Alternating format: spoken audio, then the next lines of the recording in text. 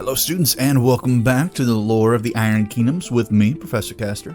Today we're getting back and we're finishing out all of the known warlocks of the Trollbloods, as well as going to be going over an alternate history Trollblood Warlock as well. More of a what-if type of guy. He is not, however, in the new Mark IV updates as of yet, but I believe all of the alternative history warcasters are, or warcasters and warlocks, are not in Mark IV just yet. They said they will try to get to that when they get to that, but don't hold your breath too long for those. I believe they were a special event type of thing. But the warlocks we're going to be going over are Calandra, Ragnor, Skuld, and believe it or not, Leto, or King Leto of the Cygnar forces. And I believe with this alternative history portion, it's what if he did not win the Lion's Coup against overthrowing his more corrupted brother, and had to flee to his friends in the Kriel nations, after, of course, he is a blood brother to the Kriels, as we discussed previously.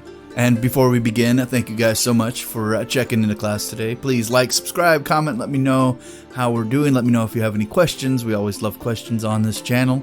And thank you again, Privateer Press, for letting us read your fantastic lore. But without further ado, let's begin. Calandra, Truthsayer, Oracle of the Glimmerwood. Calandra Truthsayer is a revered Dunian shaman whose protective impulses have endeared her to many desperate tribes. Chiefs and elders alike have learned to trust her guidance and draw strength from her portentous messages. In the time of war, she remains the beacon of hope and optimism, who can always find an encouraging word to bolster the spirits of her followers. These soothing qualities starkly in contrast her raw ferocity in battle, which she often shocks the battered refugees to whom she ministers. The Trollkin maternal drive compels her to strike with merciless resolve against any who would harm those she has vowed to protect. As Oracle of the Glimmerwood, Calandra is more than a simple shaman. She possesses a rare gift of true sight and is able to discern a glimmer of possible futures through divination and augury. She is familiar with many ancient forms of prognostication, sorry, big word. Feeling each has its merit. Depending on the situation, she might cast bones or runes, shuffle cards, check the alignment of celestial bodies, watch the flight of scattered sparrows, or gaze at the patterns of a flickering campfire and the spilled entrails of her foes. All contain glimpses of the essential truth.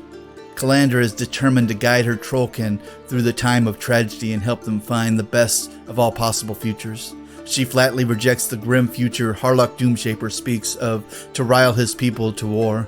She joined the embattled Kriels to loan her unique vision and her leadership in battle. Calandra has pulled her allies from the brink of certain defeat often enough that her followers no longer see her as naively optimistic. They have begun to believe, and she draws strength from their faith in her.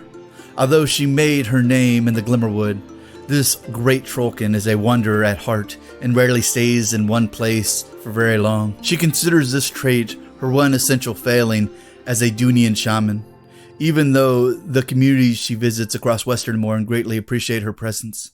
Calandra receives a warm welcome everywhere she journeys, whether it be in the frostbitten Kriels of the Scarsfell, the deeply insular communities of the Gnarls, or the scattered Trollkins who have adapted to life alongside mankind. She is one of the few to travel periodically between the new lands founded by Madrak Ironhide in the southeast and back to more traditional Trollkin lands in the west. The Oracle never travels alone. The bright spark of her destiny has attracted an odd but dedicated band of followers and bodyguards. Each is drawn to her for different reasons, but their motley backgrounds and personalities do not detract from their fighting prowess, particularly when Calandra manipulates the strands of fate around her. Accidental windfalls and miraculous evasions are at a matter of course when fighting at her side. Her apparent reliance on luck is to rub some Trollkin the wrong way. The more pragmatic Gristle Bloodsong views it as pure folly, but others see her existence as proof that hope has power of its own. So she can see the future, or at least glimpses of the future, and she picks up every hint to figure that out with her newfound luck. Well, not newfound, but, you know, basically luck. But yeah, she's a very, well, seems like a very pragmatic type of Trollblood Warcaster. And as every Trollblood, very dangerous in combat, I imagine. We will read about her Mark 3 to Mark 4 changes. But yeah, you don't see too many Warlocks judging too much on luck or foresight, at least not yet. I imagine we will get to some more future readers as we continue reading through all the Warlocks of the Iron Kingdoms, at least in Mark 3, and then moving on to Mark 4 in the future. But yeah, let's read her Mark 3 to Mark 4 changes, see if anything changed, see what she's like, see what kind of dangers she possesses on the battlefield. And of course, we always start with her stat line. She is a speed 5, so as always kind of slow. She has a magic attack of 8. Oh my goodness, she really is pushing the magic boundaries of Trollbloods on that point, because then I think that pushes her over Harlock Doomshaper as well, who only has a magic ability of 8, or a magic ability of 7, so yeah. So hers is an 8, her mat is a 5, so she's not particularly a melee warcaster. Her defense is 14, her arm is 14, she is tough, and her control range is 16 inches. My goodness, that is insane. Yeah, I imagine she is definitely going to be more of a lay back and lay on some spells type of warcaster, but let's read through her abilities. Her ability right now in Mark 4 is Fate Blessed. When a friendly faction model makes an attack or damage roll during its activation while in this model's control range, this model can spend 1 focus point to allow the model to reroll that roll. Each roll can only be rerolled from this once. So, well, that explains why she has a lot of focus availability, because, well, fury availability, because if you were trying to keep all your guys on the good luck, that does make sense. It appears one of the things they removed from her is Soothing Song. So in Mark 3, that was once per turn any time during this activation phase, except while activating a model. This model can spend 1 fury point to remove up to 1 fury point from each friendly living faction war beast in this model's control. So I imagine that does make sense for balance reasons. So I don't know, probably calm everybody down, but I suppose they do have other things they're working with. Alright, so the next thing is, let's go over her weapon. She uses Salt, which I find kind of funny because she turns Salt into a weapon. So it's a mat 5, range 1, which makes sense since it's Salt. Although I'm surprised it's not a spray, because that would be more funny. It is a POW 10, and it's magical. So it's magical Salt. Very dangerous. Look out for that. You know, close your eyes when you're fighting her. Well, don't close your eyes when you're fighting a Trollkin, or really any opponent, unless you're blind and that's how you fight. But yeah, no, that is not a good melee weapon, so definitely want to keep her out of melee if we can avoid it. Her feat is Good Omens. When a friendly faction model rolls a 1 or 2 on a die in an attack or damage roll while in the Truesayer's control range, it can reroll that die.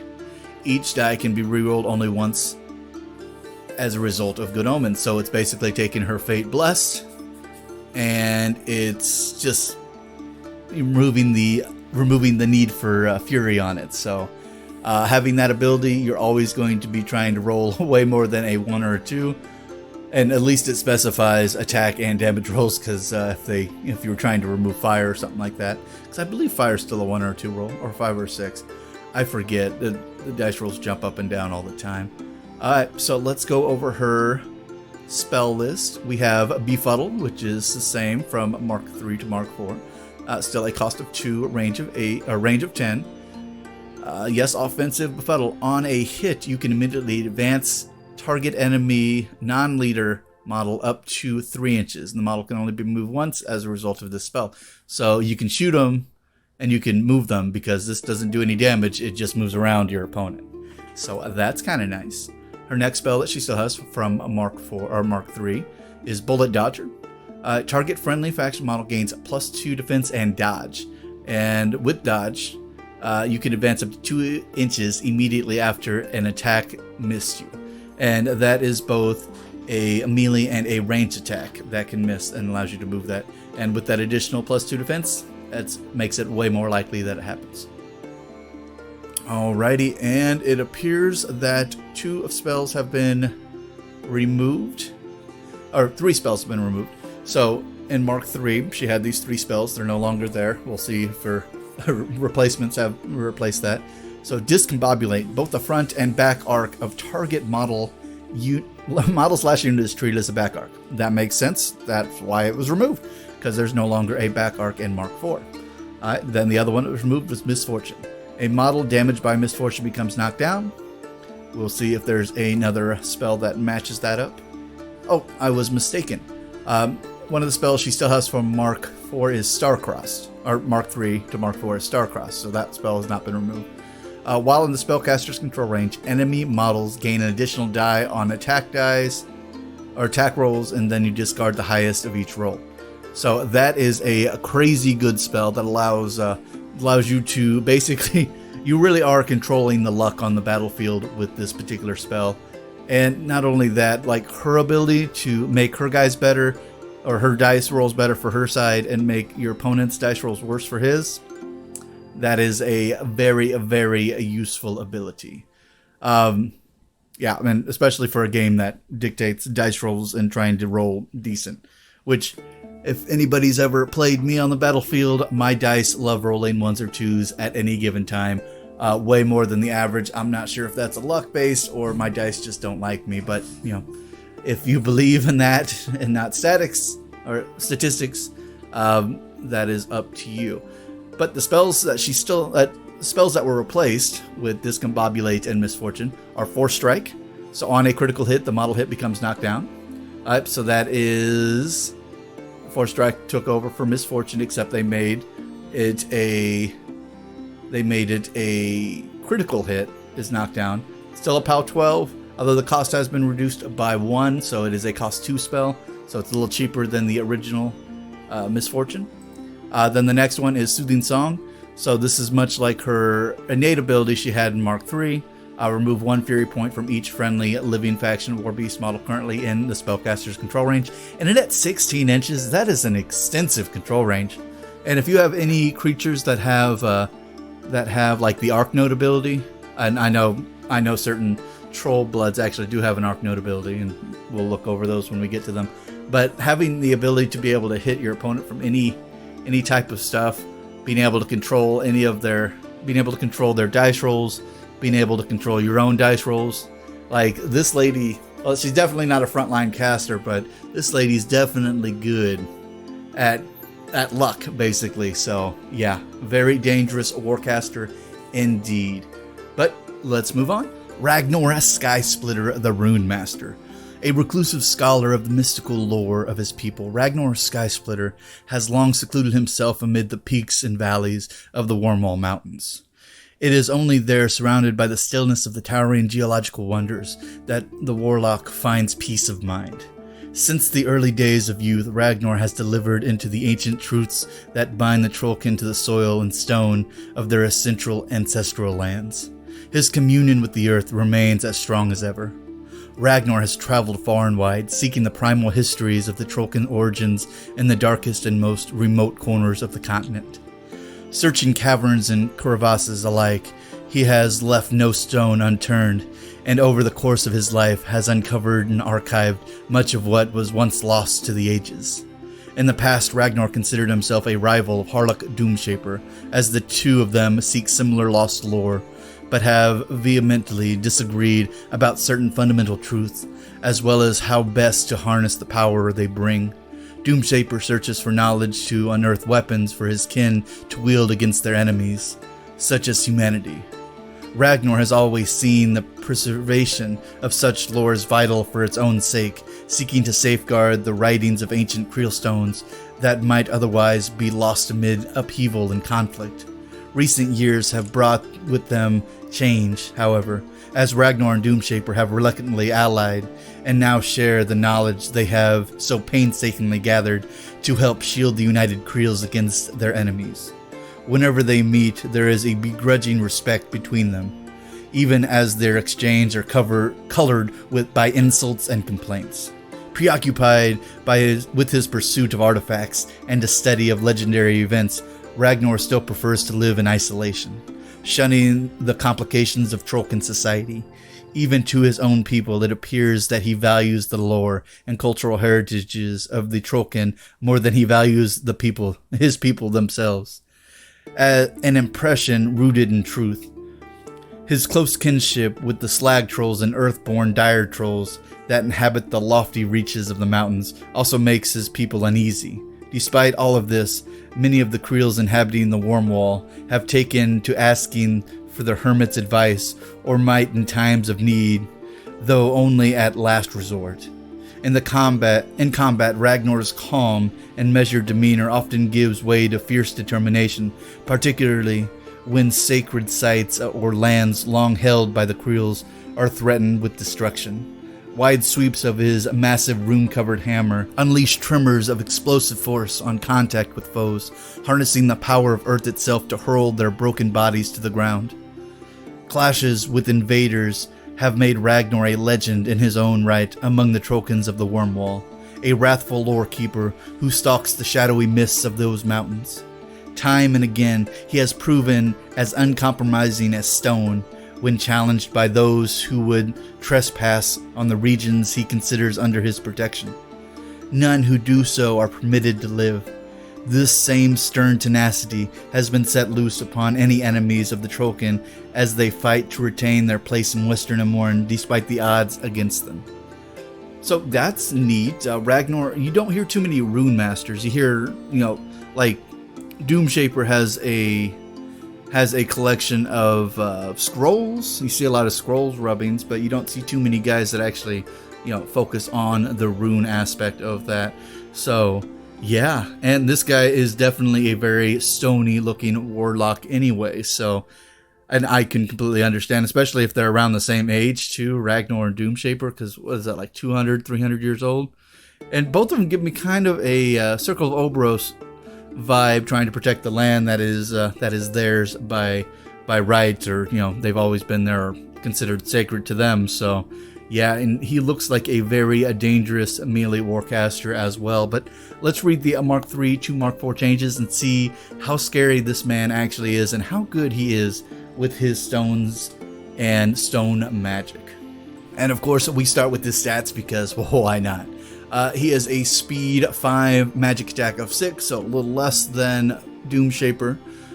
His mat is 7, so it makes him a little bit more of a melee warcaster. Defense 14, arm 16. Arc 6, range 12. He is tough, and he does have Pathfinder, so that makes sense. He's usually in the mountainous regions, which would probably have a need for being, well, steady. His abilities are, they changed some names, but let's go over what the changes are in his abilities. He has Field Marshal Steady. Cohorts in this model's battle group cannot become knocked down, so because they are trolls and they usually have tough, that now turns into a better form of tough. He also himself has steady, so he can't be knocked down. The original Mark III Field Marshal ability has called Weight of Stones. War Beast in this model's battle group, Weight of Stone, or add Weight of Stone to their melee weapon, which was his weapons ability, his Rumbler ability. Weight of Stone, when a model is damaged by this weapon, it suffers -3 speed and -3 defense for 1 round. And that sounds like an incredibly broken ability, especially if you put on like a bunch of light jacks and you just have them go in and go ham.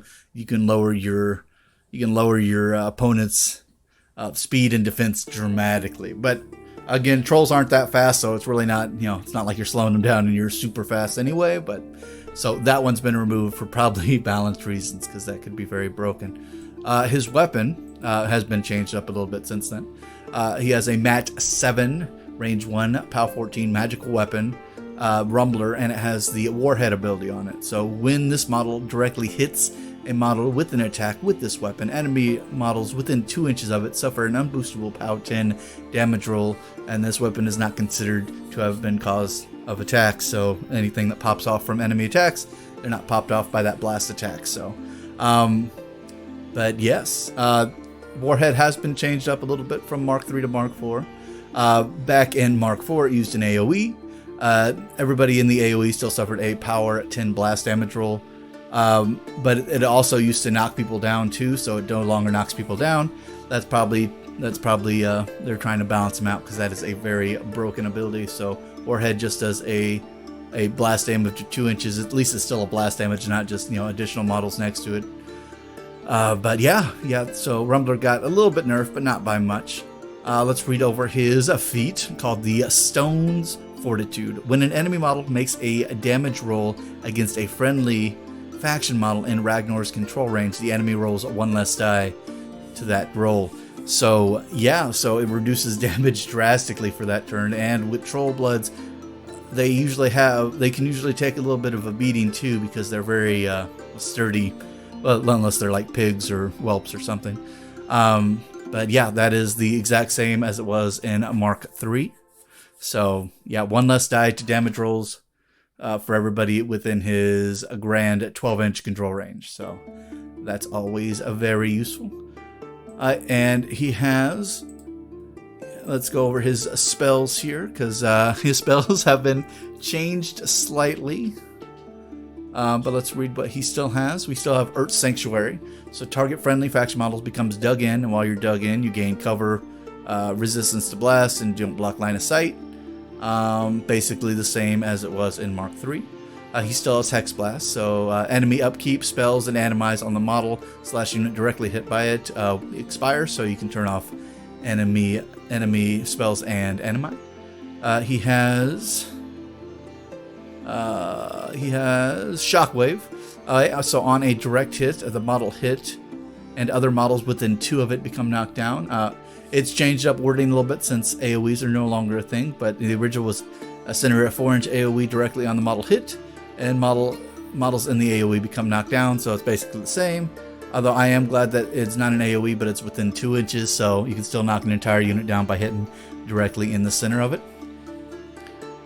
His Chosen Ground has been removed, so no longer a thing. So while in the spellcaster's control range, models in the battle group gain Pathfinder and Steady.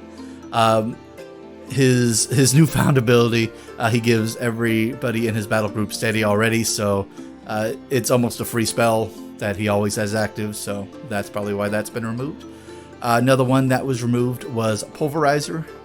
Has been replaced with Puissance, it's Puissance. Not entirely sure how to pronounce that with my native tongue here, but I will call it Puissance. Yeah. Anyway, basically, because we don't have a strength thing anymore, that's probably why it was changed, but target friendly model gains +2 to its melee damage rolls, and its melee weapons gain beatback. And beatback, whenever you hit somebody with a direct hit, they moved 1 inch directly back, and then you follow, or you can follow 1 inch directly back, so you can push people around. So it's the same spell, same cost, still upkeepable, but giving your guys an additional +2 to their melee attack rolls, always going to be very useful. But this man is very much like Stone, and very well at keeping his guys like Stone, especially with his Stone's Fortitude feat active. You guys take a lot less damage. It's not very offensive, very defensive of a spell, but you know, one more turn keeping Trollbloods alive is always very useful and very bad for the opponent. So yeah, he's very stony, I guess. Alright, well, let's move on. Jarl Scold, Devil of the Thornwood. The Trollkin, now known as the Devil of Thornwood, was never part of the Kriels. His kith had been outcast as long as he could remember, and had no use for Kriel customs. Jarl has always been willing to raid from Trollkin villages as from human caravans. While he freely stole from those who had it easier, he considered violence a last resort and focused instead on lightning-fast raids. His band of Trollkin and full-blood trolls would strike from concealment to seize their plunder and embattle those who refused to surrender before vanishing back into the dense fog that continually follow him. Hostile confrontations were inevitable, and after a raid went wrong and resulted in unfortunate deaths on both sides, the Thornwood Kriels declared Jarl a full outlaw. Hunted by both humanity and his own kind, Jarl became even wilier, and both his skill with pistols and his mastery over the full-blooded trolls increased. The elders cursed his name, but his repeated close calls and escapes soon made him a folk hero in the eyes of many younger Trollkin. Some even left their Kriels to join his outlaw band. The Thornwood Kriels were thrown into turmoil when Krixian invaders and war between the human nations destroyed much of their homeland. After Ironhide led the Kriels out of the forest, those who remained suffered. Something in Jarl would not let him abandon his home, and he realized he felt a connection to the holdouts as well. Time and again, he reluctantly risked his neck against his own instincts to help those that could not defend themselves. He still weighs every decision, all too aware of the price he paid fighting a Krixian force attacking one of the last villages near Thornfall, when a blighted weapon took his eye and left an irreparable wound. After his kin banded together under his name, the reluctant leader began to realize his fate is not so separate from the United Kriels as he had thought, and he initiated trade with them for mutual favors and protection. Wherever forest invaders leave themselves vulnerable, Skuld is there to ensure they pay price in coin and blood. Life has grown more difficult for Jarl's band since the departure of Madrak Ironhide and the displaced Kriels, as friends seem harder to come by. He has been forced to make additional contacts among the kin remaining in the west, especially those of the Gnarls and the Wormwall. He still prefers to keep to his forest, but when the need of the Kriels is dire, Jarl will answer the call and bring his guns to battles farther abroad. So very much an outlaw who reluctantly helps his people in the United Kriels as a whole. I imagine eventually every Warlock probably feels a desire to help his people, because it's kind of in their blood and that's what they do, unlike humanity that's kind of always warring against each other. But yeah, very Robin Hood-esque, very dangerous, and he's a very ranged caster. I wonder how much or how little he's like Gunborn, because both of them have ranged weapons, but Gunborn's very military, and this guy's more, we'll see about that. But let's go check out his Mark 3 to Mark 4 changes and see if anything's really changed or if he's still pretty much the same. And as always, we will start with his stat line. So he's a speed 6 because he's very quick and very dodgy, as mentioned in his story. He is a mat 6, so he's pretty decent in melee. He is a rat 7, so he's a very good shooter. His defense is 15 and his arm is 15, so he's very dodgy and very heavily armored. Well, not very, but comparatively for his defense, of course. His special abilities include Tough, because he is still a Trollkin, Pathfinder, which makes sense since he is a forest hunter, and Gunfighter, I believe that is. So he has a Gunfighter ability innately, which allows him to shoot models outside of who he's engaged with, so he could still, hit the models he's next to and then clock the models outside. Well, actually he cannot. It appears that he does not have dual weapon, which is kind of odd for a warlock not to have dual weapon innately, or dual attack innately. Well, he is mostly a gunner, and with that weapon plus some special weapon or special abilities on his little rune pistols, which we'll read about in a second, I guess he really doesn't need it because he is very pro gun. But let's go over his normal abilities. He has dodge, so this model can advance up to 2 inches immediately after an enemy missed its attack, which is great since he already has a 15 defense, so he's very dodgy. He has Field Marshal Swift Hunter, so cohort models in this model's battle group gain Swift Hunter.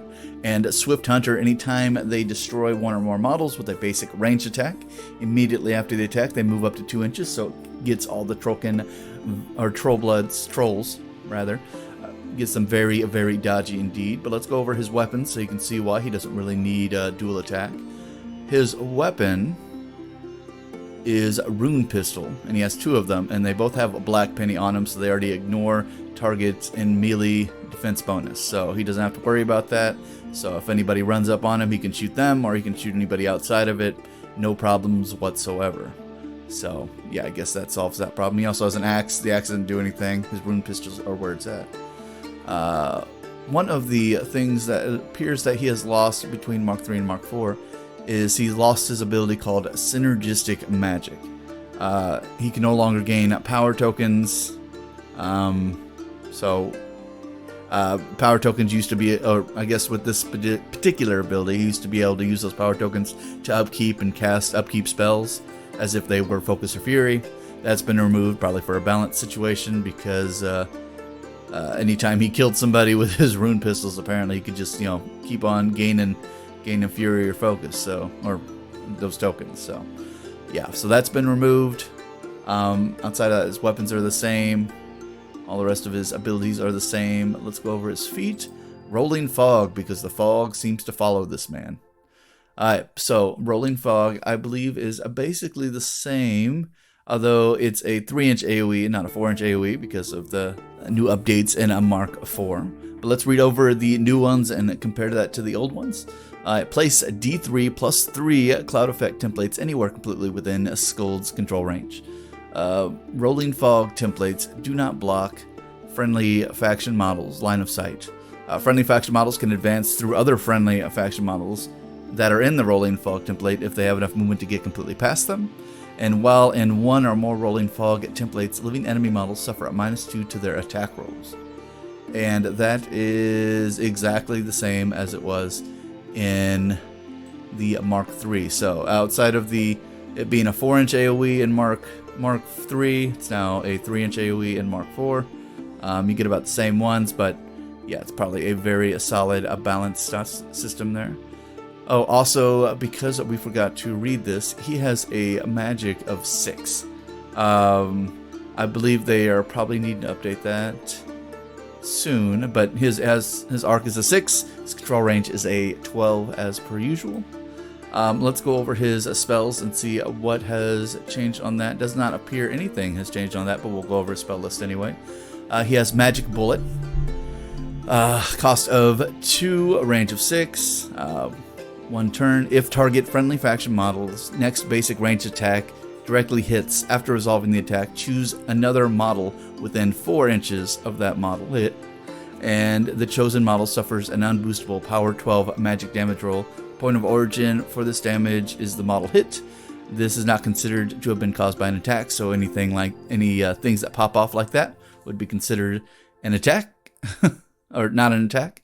And then after that, it expires and it's done. It's just gives your attack, or gives your attack just another target to hit. Very dangerous, so you can double up. Then we have Quicken. Target friendly faction model hit gains +2 speed and +2 defense against ranged and magic attacks. And having the and magic attacks is very important, because magic attacks aren't usually defended against. They have to be specifically named for spells or animi to protect you from them. So that is always going to be very useful. And on himself, that gets him up to a speed 8 and a defense of 17. So yeah, good luck hitting him without any kind of boost. So keep him going. And then we have Tactical Supremacy. Target friendly faction model gains reposition 3. Reposition after an activation that you did not run or fail a charge. You can advance up to 3 inches. So that's always useful. And these guys are very fast, as mentioned. They do very lightning fast raids, and they just get it going. So this guy with other fast models would be very, very useful. And then the last but not least, we still have Wield Secrets. So target model / unit gains Pathfinder and Prowl.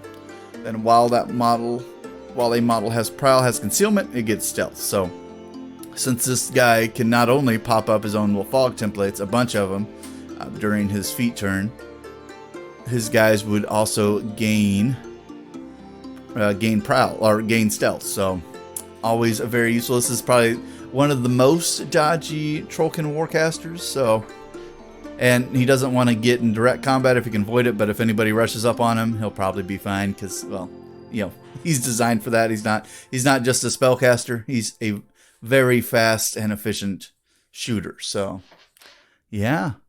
But I think that is all we got for him. Let's move on. Alrighty, well, this next guy that we're going to be discussing is a alternate history Warcaster, and it's from pretty much the What If series. I believe we did one for the Old Witch becoming Ouroboros, and there's a few others that we will get into in the near future, but as far as this, we will go over him.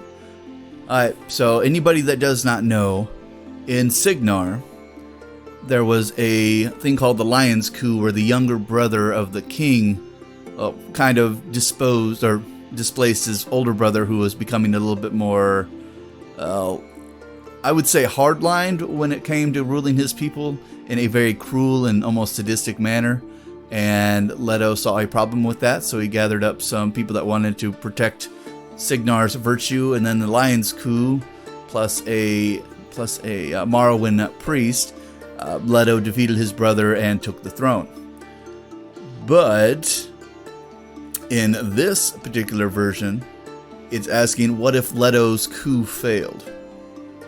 And what if he ran off to his friend Madrak Ironhide that he saved from being taken out by the Oberos people? So we will read about him, but let's read the lore and see if anything changed. Again, this is a what if caster, does not actually exist, and I do not know when these guys are going to be getting upgraded into Mark 4, because we do not have Mark 4 rules for them, because, well, they existed for a very short period of time. So, but let's begin. What if Vinter had retained the throne and exiled Leto? Madrak would have welcomed his blood brother to his side, and Leto's access to military caches of Cygnar firearms would certainly have aided the Trollkin in the conflicts that followed Madrak wherever he goes. And yes, having a former ousted royalty would definitely give the Trollkins an edge in their setup. And somehow King Leto, or former King Leto, this is Leto Blood Brothers of the Kriels, he has gained the ability to be a warlock. I'm not sure if that's because Madrak's blood was, so feverish that it almost, gave him that access to power, or what. But let's read his Mark 3 and see what he is like. And he would be one of the few only humans to be in the warlock group. So let's start with his stat line: speed 6. Mat 7, because he would be a melee caster. Rat 5, defense 15, arm 16, so he's very dodgy. He can hold up to 6 fury, has a 12-inch control range. And his abilities would be double powder ration is a mini feat. This model can use double powder ration once per game at any time during its activation. This turn, ranged attacks made by friendly Trollkin models while in this model's command range gain +2 range, and then double, it lasts for 1 turn. Then he also has a rapid strike. This model can make 1 additional melee attack each combat. So yeah, him being able to hit things multiple times, always useful, because his weapon Valiance is a range 2 power plus strength 12 melee weapon, and it's magical, so it just gives him that little bit more edge. And he is kind of a mat guy, though I wouldn't suggest getting him into mat guy, because he looks a lot more squishy than any troll I've ever seen. His feat is Bond of Blood while within Leto's control range. Friendly faction models gain +2 defense and arm and +2 to their attack rolls. So that's actually really good for Trollkins, especially if he's working with more of a faster team. So it gives them a nice little defense boost and a nice little arm boost. And arm boost for trolls is always pushing them way beyond the normal limits of most people's arm. And then having the additional +2 attack, so make sure they don't miss. And that's everybody in his control range, not just him, so very, very dangerous indeed. And his spell list in Mark 3 was Arcane Bolt.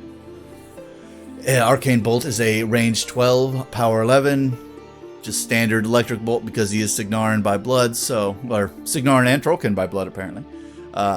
His next spell is Coordinator Fire, so while within Leto's control range, models in his battle group gain a cumulative +1 bonus to range attacks for each model in his battle group that hits an enemy with a ranged attack this turn while in Leto's control range. And then it goes all the way up to a +3, so if 3 guys hit, they're all getting a +3 to their range damage. So yeah, so he is definitely more of a range caster, I feel. And yeah, that is a very broken thing, because especially if he has like a lot of ranged trolls with him, that could be very broken very quickly. Veil of Mist. So place a 4-inch AoE cloud effect anywhere completely within the spellcaster's control range. This AoE does not block line of sight to friendly faction models.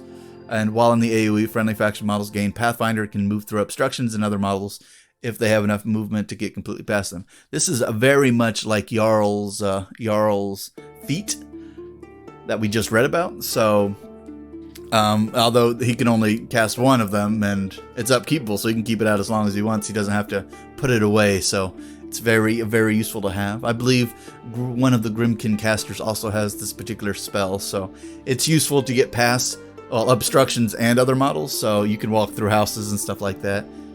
And yeah, I'm not sure if the doesn't block line of sight, if obstructions inside that block line of sight. That sounds more like a weird situation there. So I'm not sure if your guys can charge through buildings as long as one of these are on top of the building. I don't know. That's a weird rule question for somebody else. His last spell, Vortex of Destruction, damage rolls against enemy models in the spellcaster's melee range is automatically boosted. Well, that's interesting. Against the spellcaster's melee range is automatically boosted. So if people are already up and close to him, he gets boosted damage rolls. So that actually makes sense for his rapid strike ability. So since it's a self spell and it's upkeepable, he automatically gets boosted attack or boosted damage rolls. So that makes those power plus 12. He's almost given himself a weapon master a little bit, although it's a boosted, not an additional die, so he can't, stack up. But yeah, but that is all we have for the Trollbloods. This is the final Trollblood caster, even though he's a alternative history caster, and we might not see them for a while. That is it. That is all the Trollblood casters that we know about in Mark III. I know we have a couple in Mark IV. We will have to be going over there when we get into the Mark IV. But that is it. And if you guys have stayed this long, thank you so much. Please like, comment, subscribe. Let your friends and fellow gamers know about this. Keeps this old Steam train rolling. Thank you again, Privateer Press, for letting us read your fantastic lore. And as always, class dismissed.